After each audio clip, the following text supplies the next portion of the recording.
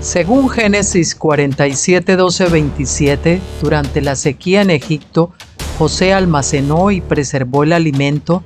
Para subsistir, la gente tuvo que venderlo todo y, al fin, incluso a sí mismos. Ese es el precio de vencer.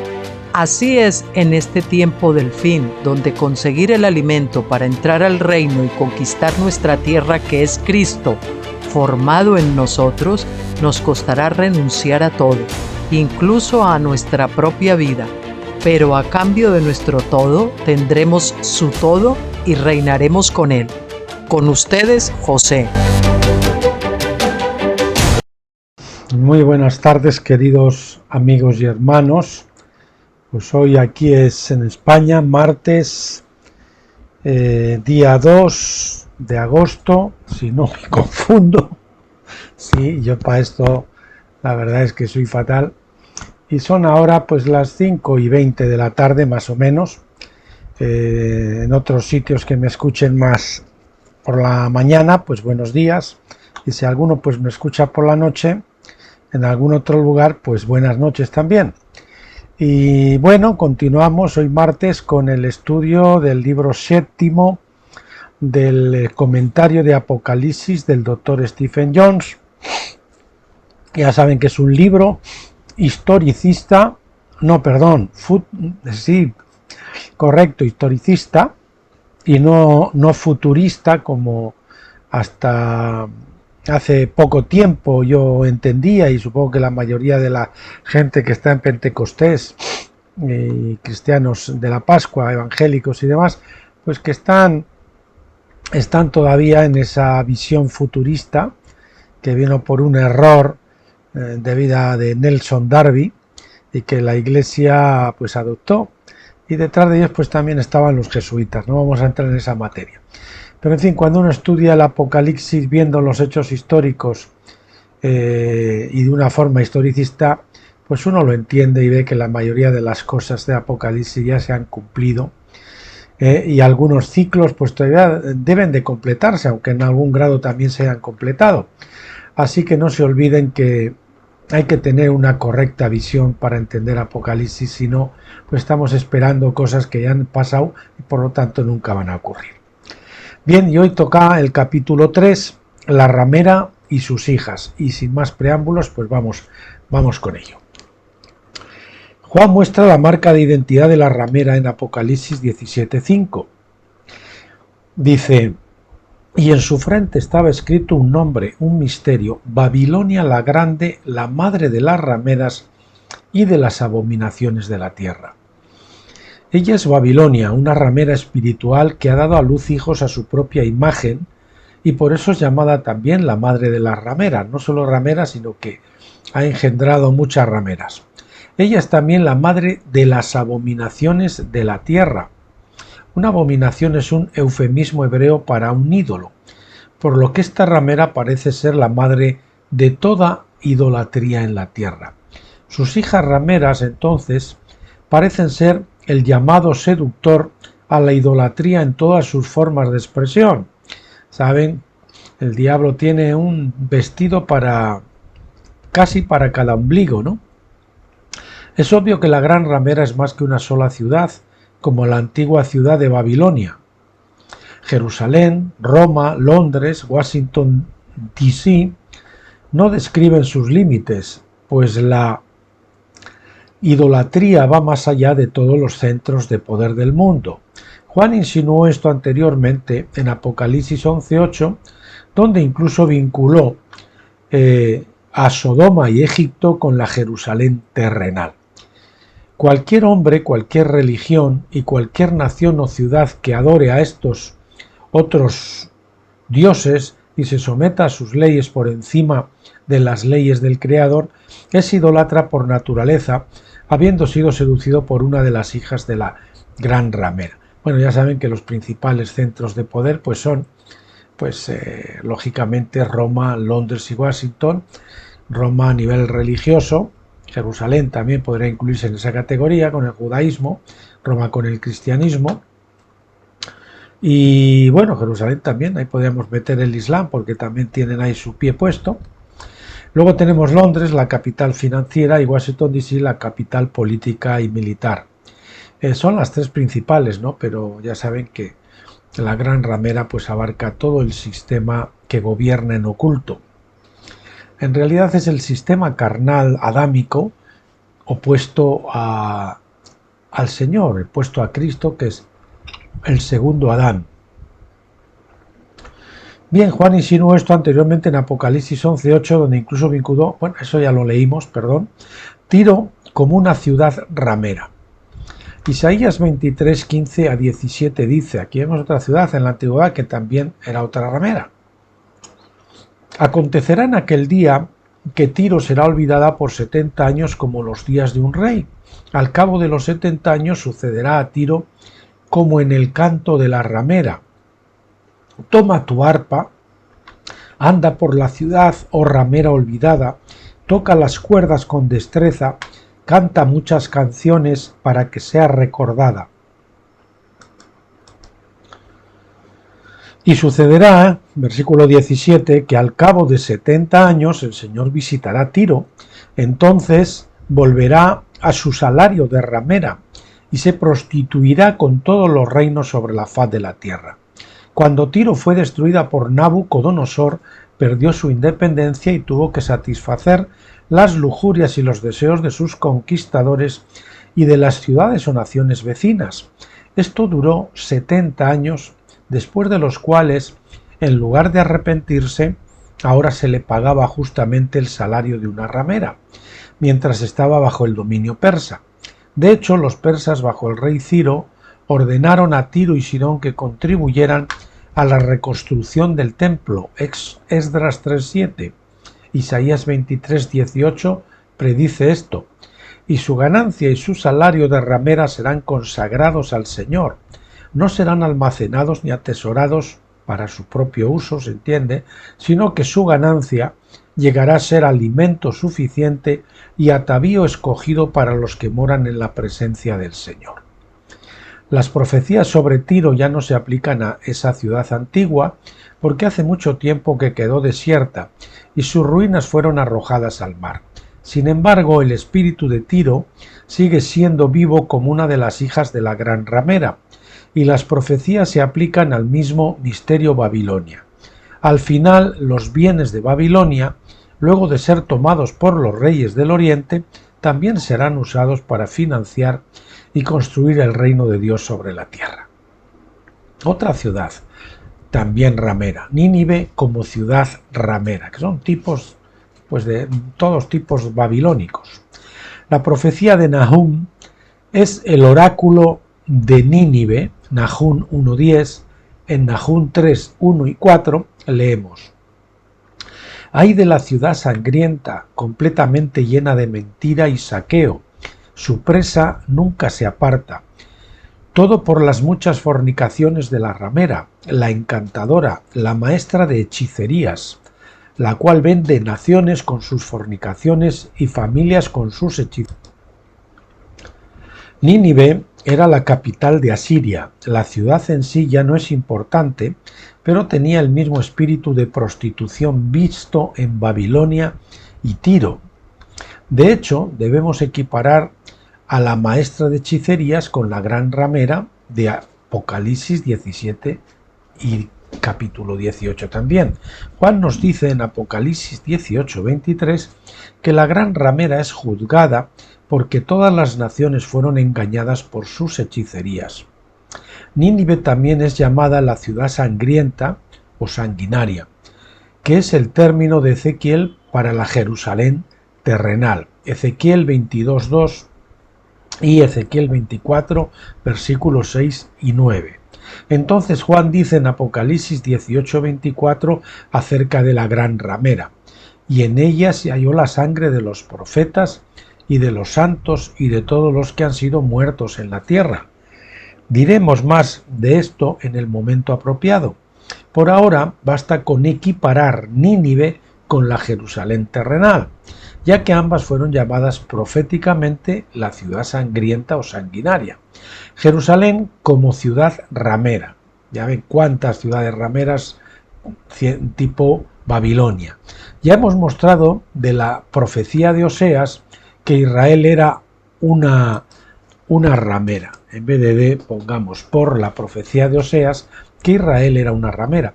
Pero Ezequiel 16 también presenta a Jerusalén como una ramera. Jerusalén se menciona específicamente en Ezequiel 16:3, contando cómo Dios la había dado a luz y la había cuidado desde su nacimiento. Ezequiel 16:15 luego dice: pero tú confiaste en tu hermosura y te prostituiste a causa de tu fama y derramaste tus prostituciones sobre todo transeúnte que quisiera. Ezequiel 16, 26 al 29 continúa: también te prostituiste con los egipcios, tus vecinos lujuriosos, y multiplicaste tus fornicaciones para enojarme. Además, te prostituiste con los asirios porque no te saciaste. Incluso te prostituiste con ellos y aún así no te saciaste. Multiplicaste también tu prostitución, otra vez prostitución, con la tierra de los mercaderes, Caldea, y ni aun con esto te saciaste. Es un capítulo largo, pero todo apunta al hecho de que Jerusalén era una ciudad ramera, y por esta razón Juan la equipara con Babilonia, Sodoma y Egipto, como parte de la manifestación final de la bestia, antes de que se establezca el reino de Dios. Tiro, Nínive y Jerusalén se representan mejor como tres hijas de la gran ramera. Todas se parecen a su madre. Es Babilonia, ¿no? Que es el sistema de gobierno mundial carnal. Las letras mayúsculas. ¿Por qué Misterio Babilonia escrito con mayúsculas está, valga la redundancia, en mayúscula escrito en la Biblia? El idioma griego original del Nuevo Testamento estaba escrito en letras mayúsculas. Una innovación posterior trajo letras mayúsculas y minúsculas, junto con signos de puntuación. No sé por qué, dice el doctor Stephen Jones, desde un punto de vista académico, la mayoría de las traducciones de Apocalipsis 17:5 usan letras mayúsculas para identificar a la Babilonia misteriosa, o Misterio Babilonia si prefieren. Sin embargo, desde una perspectiva legal, el uso de todas las letras mayúsculas indica que es una corporación. El sistema moderno de esclavitud babilónica no puede tratar con personas vivas reales, por lo que ha creado corporaciones para cada individuo. Esto no sé si han oído ustedes en internet algo de... Hay vídeos de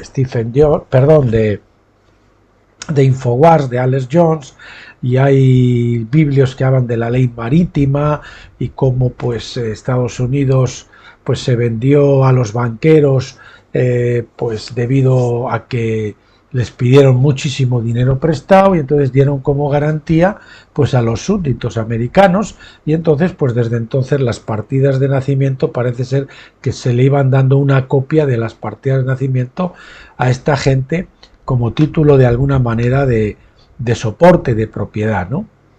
Bien, el sistema moderno, decíamos, de esclavitud babilónica no puede tratar con personas vivas reales, por lo que ha creado corporaciones para cada individuo usando sus nombres en mayúsculas.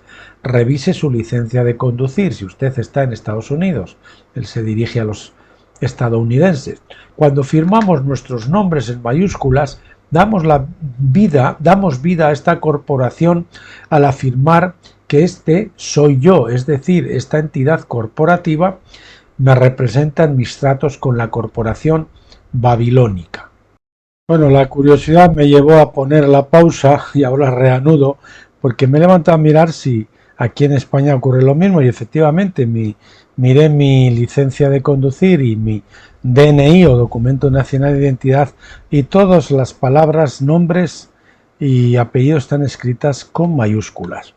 Supongo que Babilonia, pues saben que una de sus bases principales, o el origen sobre todo, ha estado en Europa, pues es lógico que sigan ese criterio. Los bancas Rothschild y todo eso pues proceden de aquí, ¿no? Quizás la verdadera pregunta es si los traductores de la Biblia, que primero pusieron Misterio Babilonia en letras mayúsculas, entendieron o no las implicaciones legales que esto traería, ¿no?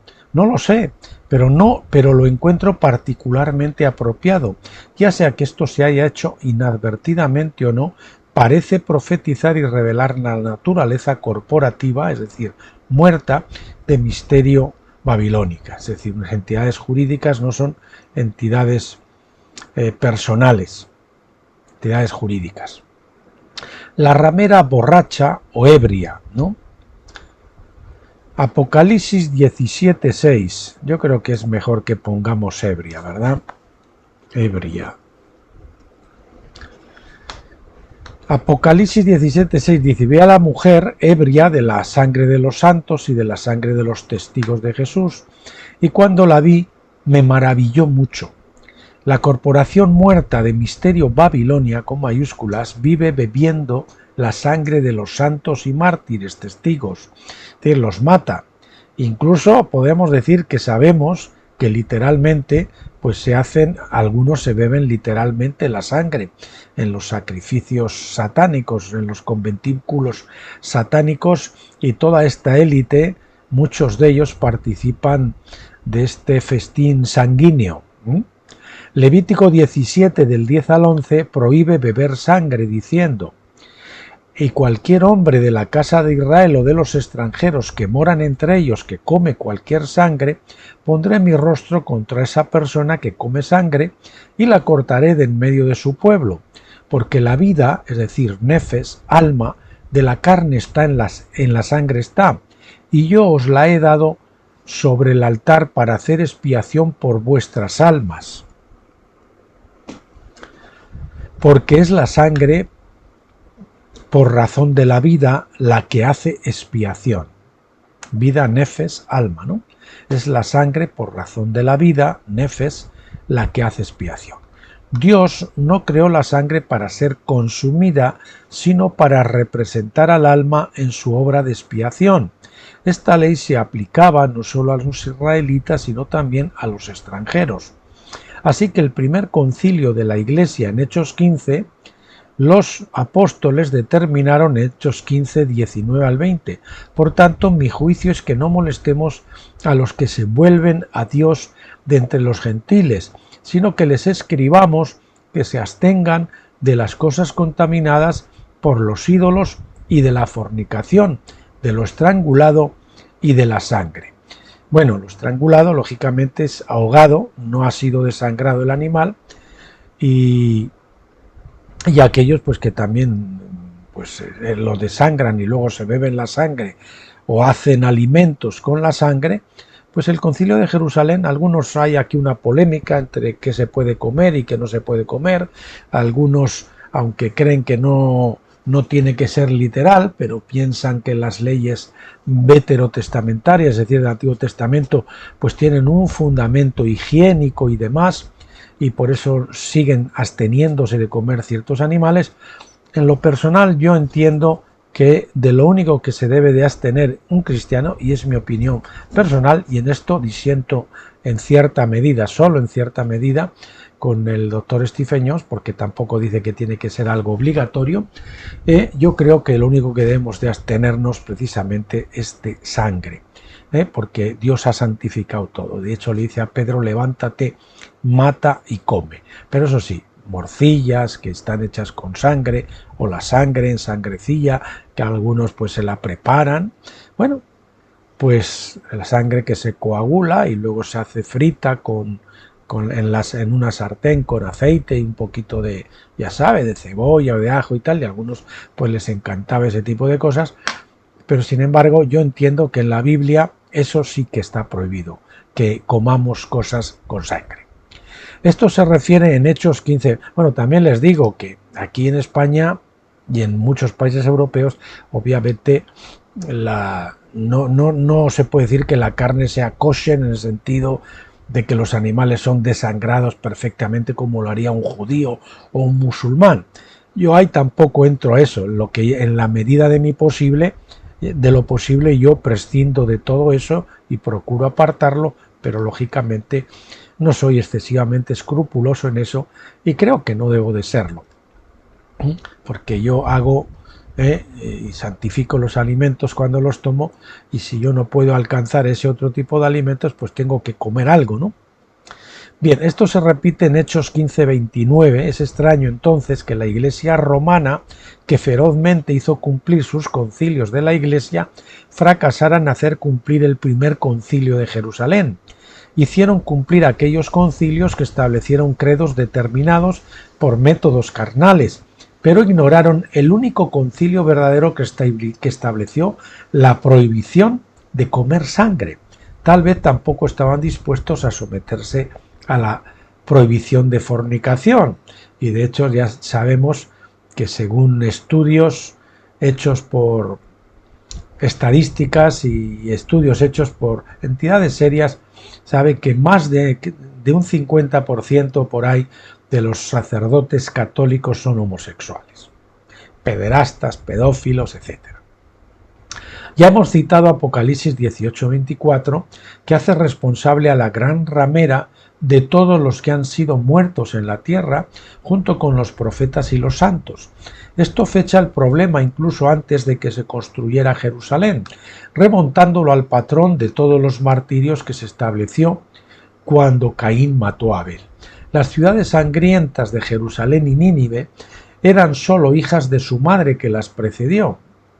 Nínive mató a mucha gente, pero Jerusalén mató a los profetas, Mateo 23:37. Por eso la Jerusalén terrenal es claramente hija de la gran ramera, que es la responsable de la muerte de los profetas. Beber sangre es una señal terrenal de un problema espiritual, porque la Escritura habla del asesinato como si fuese un acto de beber sangre. Asesinar es como si tú te bebes la sangre del que estás asesinando, aunque como les dije antes, muchos lo hacen literalmente. Por lo tanto, cuando Jerusalén mató a los profetas, la ciudad violó la ley, que amenazaba con exterminar a cualquiera que bebiera sangre.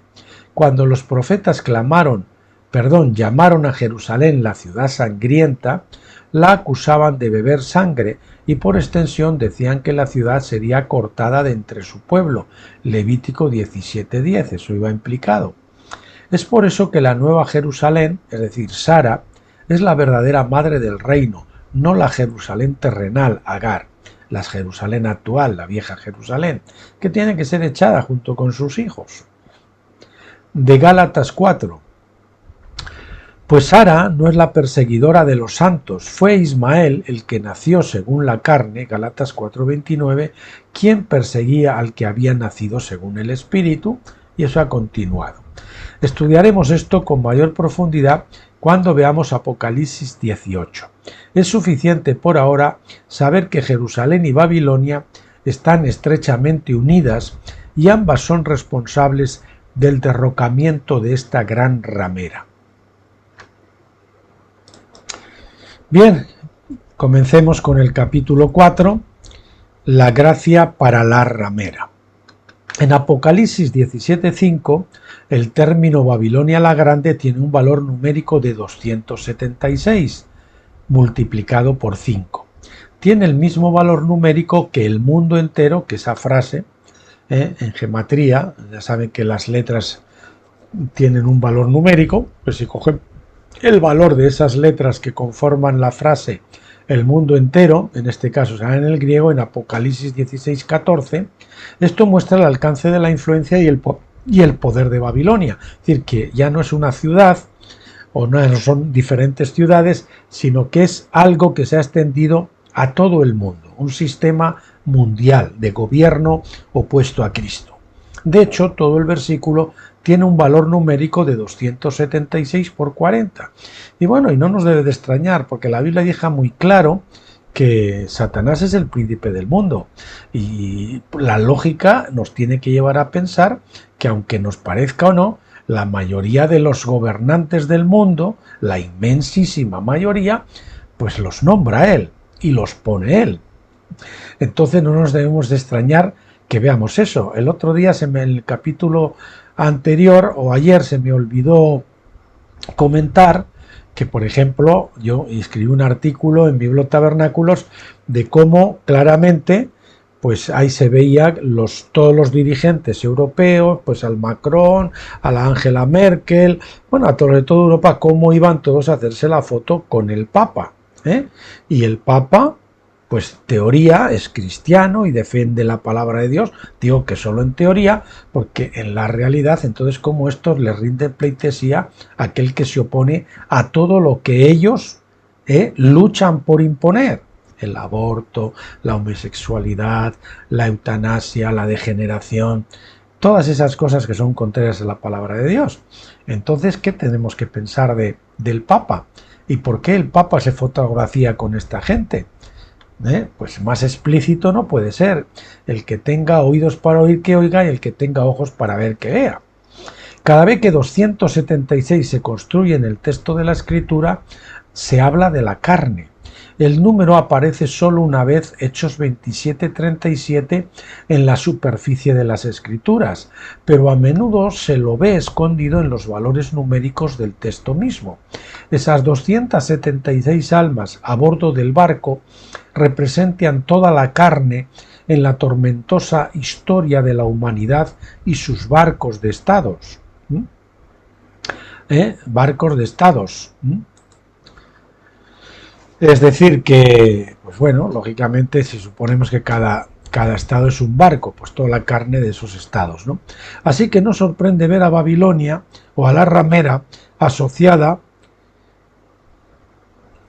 o a la ramera asociada con 276, porque todas sus hijas son solo manifestaciones específicas de la carne, todas las cuales han usurpado el control sobre los hombres, los gobiernos, las religiones y la tierra misma. Apocalipsis 17:5 en sí tiene un valor numérico de 276 por 40, y el número 40 significa prueba, libertad condicional, lo que indica que el tiempo de Babilonia, como el de Israel en el desierto, es temporal. Israel estuvo en libertad condicional durante 40 años. A Babilonia se le ha dado una cantidad fija de tiempo para producir el fruto del Espíritu, si eso fuera posible. El término específico Babilonia la Grande, con su valor numérico de 276 por 5, incluye la idea de gracia, porque lleva el 5. Esto puede sugerir que la gran ramera, como la ramera de Israel en la historia de Oseas, será redimida al final, cuando, como dice Dios en Hechos 2:17, derramaré mi espíritu sobre toda carne. King James versión, o bien la Reina Valera si quieren. En otras palabras, toda carne, es decir, todas las personas, serán redimidas de la carne, es decir, de su propia carne. El problema de la carne es que ha sido condenada a muerte, es decir, a mortalidad, por el pecado de Adán, pero aún así desea gobernar como si el pecado de Adán nunca hubiera ocurrido. No puede aceptar el juicio de Dios, sino que usurpa el protagonismo del Espíritu. Los hombres no regenerados, sabes que se rigen por la carne, se rigen de forma almática, cuando la preeminencia deberían tener los espíritus, pero como sus espíritus están muertos, pues lógicamente es el alma la que gobierna. Sabemos que el mundo entero, frase que tiene un valor numérico de 276 multiplicado por 5, en Apocalipsis 16:14 es el mismo mundo, es el mismo mundo, me había saltado de renglón, que Jesús vino a salvar, primera de Juan 2:2, por su gracia. Cualquiera que piense que el mundo es demasiado corrupto y demasiado avanzado para ser salvo, no comprende verdaderamente el poder abrumador de la cruz. Mientras que al mundo religioso le encanta señalar la prostitución en sus religiones o denominaciones rivales, el hecho es que todo el mundo ha sido gobernado por la carne, nadie está exento, incluido el sistema religioso mundial, incluida la cristiandad, que no ha salido, es decir, ese sistema religioso mundial, que de alguna manera, al final de todo, el que mueve los hilos, aunque muy disimuladamente, en unos grados mayor que en otros, pues sea el diablo. Eso es así y solamente aquellos que han salido completamente de misterio Babilonia, de Babilonia, del sistema religioso, del sistema mundial, esos se puede decir que no están gobernados por la carne. El resto, todos están ahí, sean cristianos o no sean cristianos. ¿De quién será el éxito? La mayoría de las religiones establecen su propio camino percibido hacia la salvación. Perdonen que vuelvo para atrás. De hecho, si ustedes piensan que el cautiverio babilonio, después hubo solo un remanente que regresó a Jerusalén. Jerusalén representa la posición de pureza espiritual completa. Regresamos a Jerusalén, pero la inmensa mayoría de los judíos pues no salieron, se quedaron en Babilonia y siguieron manteniendo su religión judía, en aquel caso era la correcta, porque todavía no había venido el cristianismo, pero siguieron manteniendo, ¿no? Pues eso es exactamente lo que la Iglesia ha hecho hoy. La inmensidad de la Iglesia está en el cautiverio Babilonia y no ha salido completamente de Babilonia. Algunos incluso han salido con sus expediciones más o menos lejos, pero no han retornado completamente a Jerusalén. Todavía tienen lugares altos y árboles frondosos por aquí y por allá. Entonces, hasta que todos los lugares altos no sean quitados, hasta que estemos en la pureza completa de Jerusalén, fuera completamente del sistema, como decía Moisés al faraón, no en el pasaje que les hablaba el otro día, no a un día ni a dos, a 3 días de Egipto, para que no veamos la tierra y se nos antoje regresar allá. Adentrarnos bien lejos al desierto saliendo de Egipto para que pensemos que el camino por delante ya es más corto que el camino de retorno. ¿De quién será el éxito? Volvemos ahí. La mayoría de las religiones establecen su propio camino percibido hacia la salvación, basándose primero en la voluntad del hombre y luego en su capacidad para llevar a cabo su decisión. Algunos dicen llevar a cabo su decisión en sus fuerzas con la ayuda del Espíritu Santo, pero no, reformar el hombre viejo, pero no se puede reformar al hombre viejo. El hombre viejo está sentenciado a muerte y tiene que reconocer su muerte, por eso tiene que reconocer eso rindiéndose, dejando su viejo hombre en el Jordán y entrando del otro lado en la tierra prometida al reposo de Dios en Gilgal, donde viene la circuncisión del corazón y donde después pues somos circuncidados en el corazón. Bueno, el antiguo pacto toma muchas formas, pero todas tienen esto en común. El nuevo pacto, sin embargo, se basa en la gracia representada por el número 5. Pablo ilustra tal gracia en Romanos 9 del 10 al 12 al tratar la historia de Jacob y Esaú como una alegoría profética, como lo hizo con Agar y Sara en Gálatas 4. Dice el versículo 10, y no solo esto, sino también Rebeca, cuando concibió mellizos de un varón, nuestro padre Isaac, porque aunque los mellizos aún no habían nacido y no habían hecho nada bueno ni malo, para que el propósito de Dios conforme a su elección permaneciera, no por las obras, sino por aquel que llama, se le dijo, el mayor servirá al menor. En otras palabras, fue la elección de Dios, hecha únicamente por su voluntad, lo que llamó a Jacob y rechazó a Esaú.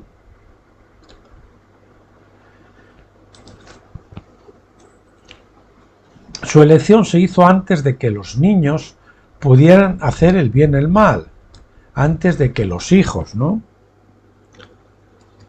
Mejor que niños, pudieran hacer el bien y el mal. Aún así, Jacob era un usurpador, un suplantador, un engañador, a mí me gusta decir manipulador, incluso cuando era creyente. Y esto no cambió por completo hasta que luchó con el ángel y recibió el nuevo nombre Israel, allí en Peniel. Israel significa Dios gobierna, Dios manda, Dios es soberano. Y mientras llevó ese nombre testificó de la soberanía de Dios y del hecho de que había sido elegido por la voluntad de Dios, incluso antes de nacer. Recuérdense que, por ejemplo, los nombres compuestos, Daniel, el él se refiere a Dios, y el otro, Dani, que ahora no me acuerdo lo que significa, es lo que se ejercita la acción. Entonces, príncipe de Dios, en este caso, cuando muchos dicen que Israel es príncipe de Dios, sería Israel de Dios. Irra es que Dios gobierna, es la acción que hace Dios, que hace el sufijo el. Por lo tanto, no es Jacob el que gobierna, sino Dios el que gobierna. Eso es lo que quiere decir Israel. Hasta ahora, hasta hace poco, bien pocos años, yo lo entendía al revés, como casi todo. De hecho, en las traducciones, cuando te pone abajo lo que significa Israel, es el príncipe de Dios. No, pero en este caso sería Dios es el príncipe, el que gobierna, el que manda. Vemos en esta historia que la voluntad de Dios fue la única causa original, pero después Dios cumplió con su elección trabajando con Jacob hasta que su voluntad se conformó a la voluntad de Dios. Jacob nunca habría convertido en Israel, ni su carácter jamás habría cambiado si no hubiera sido por la decisión de Dios de convertirlo en otro vaso diferente. Si involucraba la voluntad de Jacob, involucraba la voluntad de Jacob, pero su voluntad estaba siendo moldeada por la voluntad de Dios. Cuando la obra de Dios estuvo completa, el ángel lo redimió de todo mal, dice Génesis 48:16, como él mismo testificó al bendecir a Efraín y Manasés. Elegidos y llamados a bendecir. La historia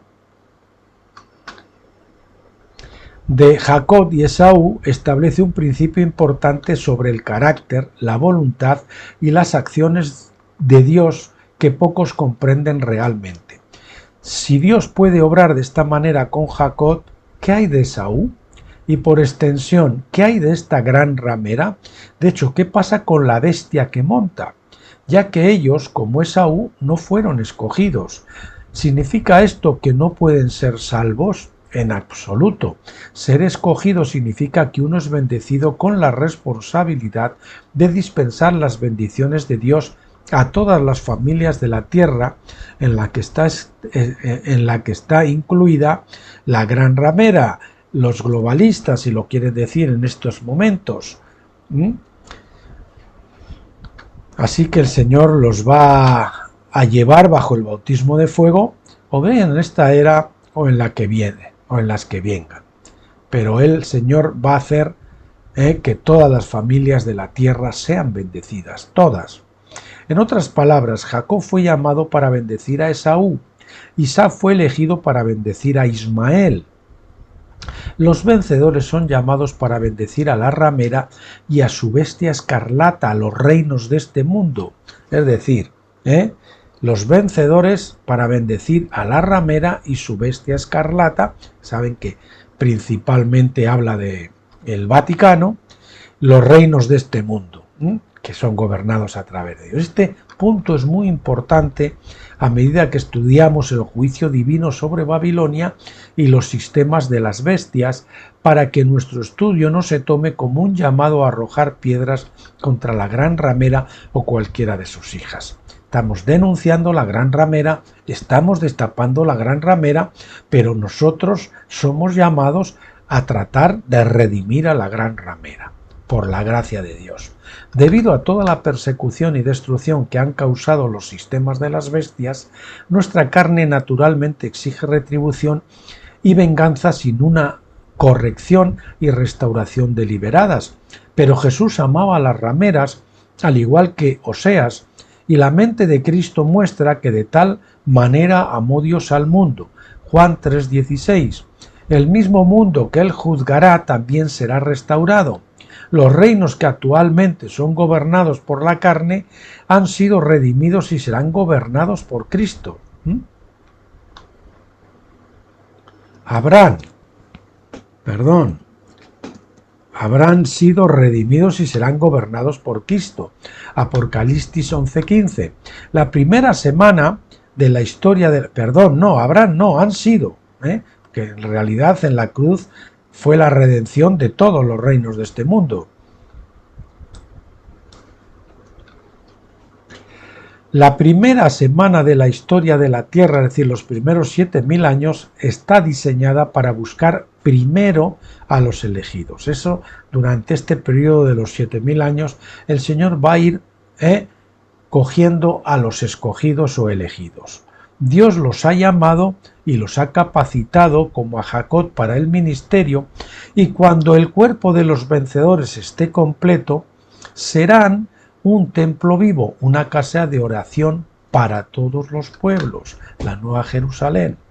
Isaías 56:7, un templo que Salomón imaginó en su oración, Primero de Reyes 8:41-43, pero que fracasó porque solo estaba hecho de madera y piedra. Los materiales de Salomón, a pesar de toda su belleza y grandeza, eran inferiores a las piedras vivas que Dios había estado moldeando para su habitación final.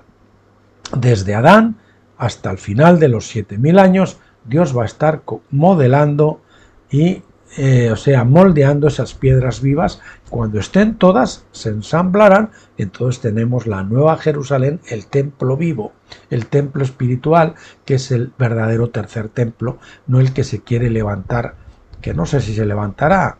Puede que a lo mejor sí, pero las probabilidades que tiene, yo creo, a la vista de la Escritura, son pocas. Por lo tanto, en lugar de arrojar piedras a la gran ramera, debemos reconocer el factor de gracia inherente en el 276:5 que está oculto en el texto que la identifica como Babilonia la Grande. Toda carne es en realidad una ramera, y ella insiste en que es la novia de Cristo. Todas las religiones quieren gobernar, ¿verdad? Y todos quieren decir que son la novia de Cristo. Bueno, algunos no de Cristo, pues no lo reconocen, pero así es, ¿no? De alguna manera significa, en ese caso para ellos sería Dios, el Dios que ellos creen. Ella insiste en que sus hijas de la carne, son las legítimas herederas de la tierra, según el llamado original dado a Adán antes de su pecado, Génesis 2:15. Pero esto no es así. Adán fue condenado a muerte y toda su casa con él. Toda su propiedad, que era la tierra, fue vendida para pagar su deuda. Mateo 18, 24-25. Pero Cristo vino como el último Adán, 1 Corintios 15:45, para deshacer todo lo que había hecho el primer Adán y para redimir todo lo que había sido vendido en servidumbre para pagar la deuda de Adán. Por lo tanto, 1 Corintios 15, 22-23 dice: porque así como en Adán todos mueren, así en Cristo todos serán vivificados, pero cada uno en su debido orden. Agar, quien alegóricamente representa la carne, es así una mujer esclava, Gálatas 4:22, que necesita redención. Si bien es cierto que los hijos de la carne deben ser expulsados junto con su madre, el propósito subyacente de esto es empoderar a Isaac con la primogenitura para que pueda bendecir a Ismael y por extensión a todos los que están en cautiverio. Los vencedores no están llamados a arrojar piedras a la gran ramera o a su bestia escarlata. Están llamados a ser una bendición para todas las familias de la tierra, a usar la primogenitura de acuerdo con la mente y la voluntad de Dios. Ustedes saben que la primogenitura o el derecho a gobernar, el derecho de nacimiento, dice Daniel que después de que la piedra golpea los pies de la imagen y es molida a polvo, el gobierno es entregado a los santos del Altísimo, a los vencedores. Ellos heredan la primogenitura, el mandato de gobierno, no un anticristo. No interpretemos mal las Escrituras. Pero para hacer esto los vencedores deben ser entrenados por Dios, así como Jacob fue entrenado, porque nadie nace vencedor, incluso aunque sea elegido desde antes de nacer. Todos nacen carnales o nacemos carnales, así como Jacob, y el camino para convertirse en Israel, que es un príncipe de Dios, primero nos convertimos en judíos, ¿no?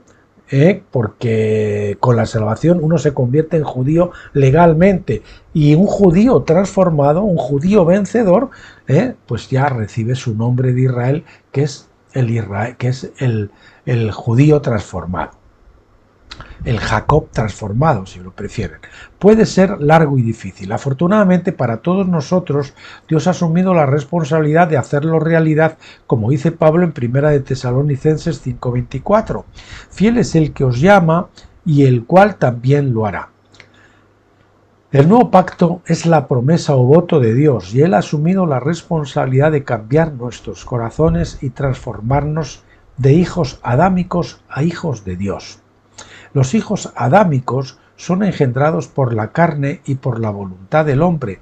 Los hijos de Dios son engendrados por su Padre Celestial a través del Espíritu Santo.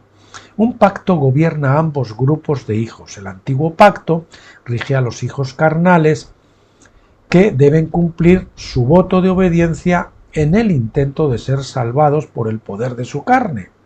El nuevo pacto rige a los hijos espirituales, y Dios ha hecho su propio voto de cambiar sus corazones y convertirlos en verdaderos israelitas por el poder de su voluntad. Bueno, muy bien, queridos amigos, pues hoy martes hemos terminado con el segundo día semana en que estudiamos Apocalipsis, y mañana pues vamos a seguir con esos pequeños escritos. Los folletos ya se terminaron, pero hay unos escritos que ya les indiqué que vamos a ir separando de la columna, o algunos pequeños folletos que lo vamos a ir metiendo ahí, y después seguramente de eso y continuaremos con cosas ya para nuevos creyentes. Bueno, pues ha sido un placer de nuevo estar con ustedes. Como siempre, oro para que el Señor abra su entendimiento para recibir esta palabra, para asimilarla, para que el Señor la encarne en sus corazones. Que Dios les bendiga. Hasta mañana, Dios mediante.